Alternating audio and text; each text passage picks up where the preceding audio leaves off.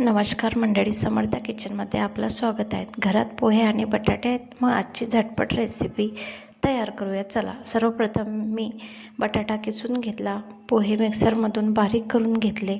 यानंतर हिरवी मिरची, जिरे यांची छान बारीक पेस्ट करून घेतली. थोडे वाटीभर दही वापरले आणि चवीला मीठ.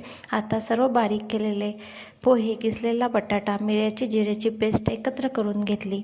यामध्ये चवीनुसार मीठ घालून सर्व मिश्रण एकसारखे मिक्स करून घेतले. आता या मिश्रणाला योग्य प्रकारे एकजीव करूया. त्यामध्ये थोडे दही ॲड करू. मिश्रण एकजीव झाले की नाही ते पहा. त्यानंतर त्या मिश्रणाचे छोटे छोटे आकाराचे गोळे तयार करून त्याला कटलेटप्रमाणे आकार देऊ. बघा किती छान तयार झालेले आहेत. त्याला थोडा प्रमाणात रवा वापरू. रव्याने ते कुरकुरीत होतील. बघा कसे छान दिसत आहे. तव्यावर थोडे तेल गरम करून आपले तयार झालेले पोहे व बटाट्याचे गोळे त्याला आकार दिला कटलेटप्रमाणे ते एक एक करून तव्यावर ॲड करूया. तव्याला थोडे थोडे तेल लावून सोनेरी रंग येऊस्तोवर भाजून घेऊयात.